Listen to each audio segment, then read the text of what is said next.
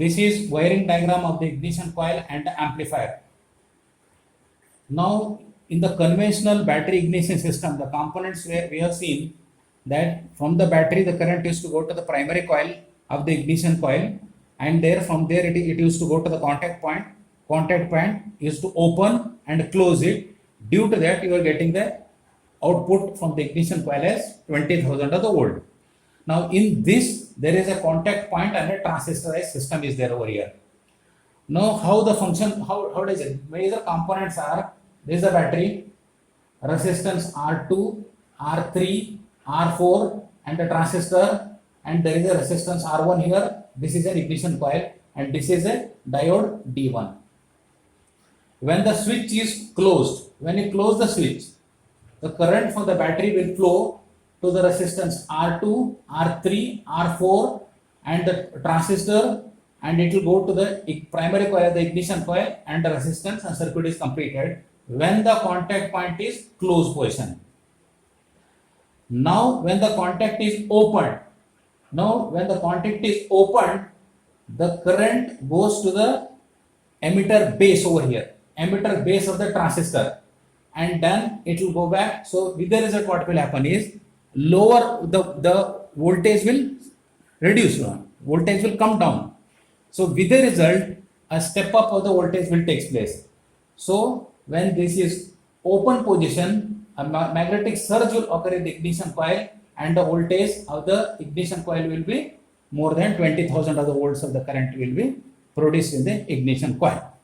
The advantage of this ignition coil and the amplifier with the contact point and the transistor mechanism is that the contact burning will not occur and the efficiency of the system will be better.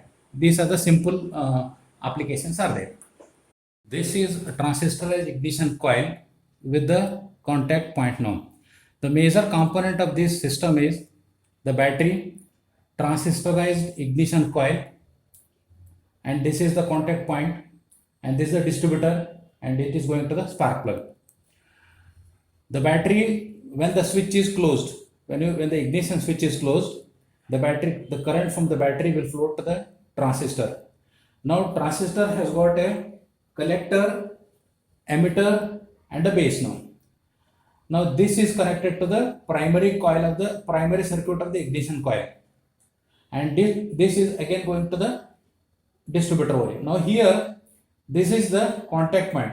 When the contact point is closed, now when it will be in the closed position, it is based on the lobe, on the cam lobe while it is rotating. That is actually opening and closing. As you are aware that you have to refer the battery ignition system. So in the battery ignition system, same method. This is opening and closing is being done by the rotation of the distributor shaft. So this will open and close. Now when it is closed position, the battery voltage is going to the transistor and it is going to the primary coil of the ignition coil. And when this is closed position because there is a grounding over here. Now when this is open position, now when it is in open position, the current from the battery will not go to the primary coil of the ignition coil because the circuit is not completed. This grounding is not completed because this is in open situation.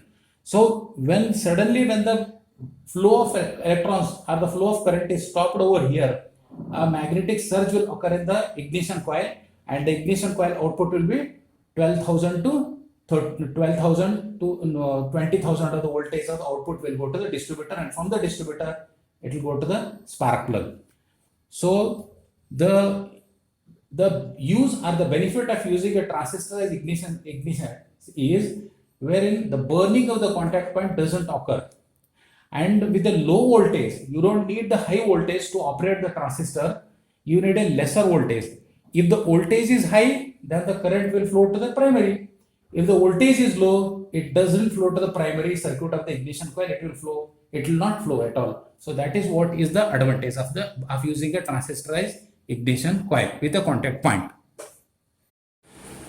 This is capacitor discharge ignition system, CDIS. Shows the circuit diagram of the capacitor discharge ignition system. to make the circuit diagram simpler, some of the connections are not shown over here. The DC converter is actually the current is coming from the alternator.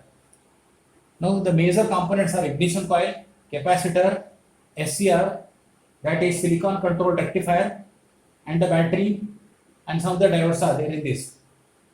Now with the conventional type of the ignition systems, that is battery ignition system, so for whatever learnt in the previous lectures, the current from the battery used to go to the primary coil of the ignition, primary circuit of the ignition coil, and from there it used to go to the contact breaker point. So contact breaker point, when it opens, the step of the current used to happen. Now here exactly reverse thing is happening. It is when the contact in the capacitor is very important over here. So in the conventional type, capacitor used to do only the function of holding the electrons or the holding the current for a moment of time. When the contact breaker point used to open, that time the EMF or the magnetic surge used to occur in the ignition coil, and the step of the current used to occur. Now here the crankshaft battery is supplying the current to the starter motor. Initially the crankshaft rotates and the alternator rotates, and the water pump is also rotating. So here the input is that the alternator input, the alternator is current is produced. So the alternator input is the input for the ignition system, that is CDIS system. In the previous conventional system, initially battery used to send only 12 volts of the current in the system and used to get around 20,000 volts of the voltage. Now here in the capacitor type of CDIS system, what capacitor does is that momentarily it will hold the current, that is if thousands of volts of current is being held, it will hold it. When the circuit is disconnected over here, whatever the current it is holding with it will be supplied to the primary coil of the ignition coil, and then the magnetic surge will occur, and the output will be around 30,000. It goes up to 50,000 volts of the current. So how that happens over here? When the ignition switch is on, the battery current is going, and the alternator will give the output, and that output is going through the DC current of the alternator is going in this circuit, that is around 300 volts of the current is going, and this 300 volts of the current is going in the capacitor. Now this SCR, that is silicon control rectifier, is very important. Now what happens is, in the olden system used to open the CB point. Now there is no CB point, there is no contact breaker point over here.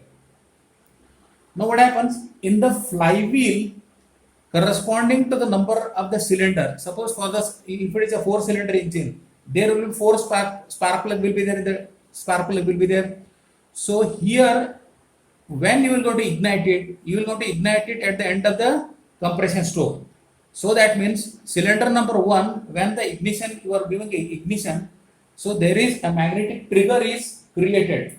So that means a trigger is connected at the crankshaft, and that crankshaft will sense, and that if the cylinder number 1 is coming to that particular trigger, it will be triggered to the SCR.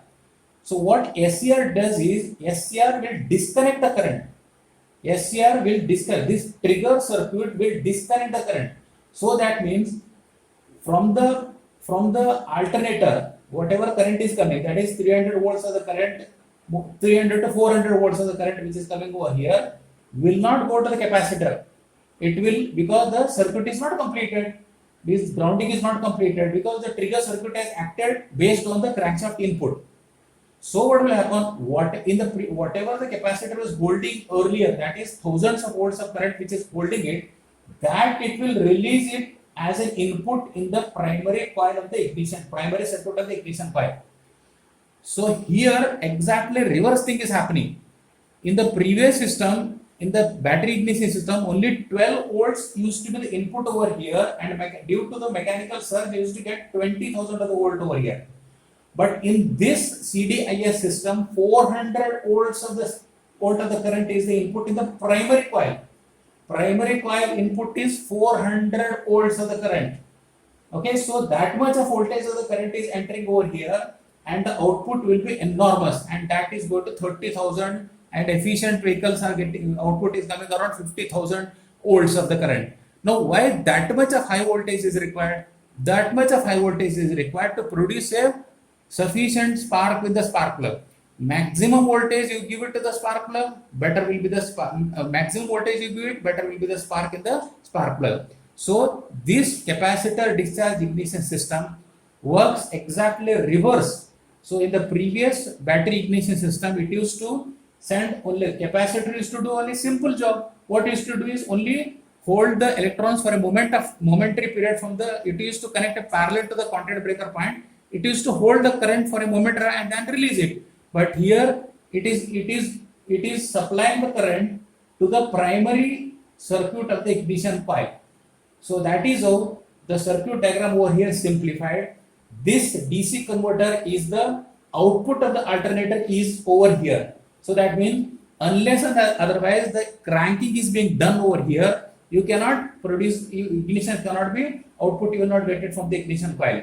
So alternator has to work. So anyway, when you switch on the battery over here, when you are the current is going to the crankshaft, so you are rotating the crankshaft. So that means when the crankshaft is rotated, the alternator is rotating. When the alternator is rotating, it is producing the current. So that current will come as an input to this particular circuit diagram, and it goes to the capacitor, and capacitor will hold it for a moment of time. When this circuit is disconnected due to the triggering is being done by the crankshaft mark, which is being done by a trigger which is connected over there. So that is how this CDIS is working. The application is widely it is used because of the voltage output, which is higher voltage output you are getting at the ignition coil, which is supplied to the spark plug.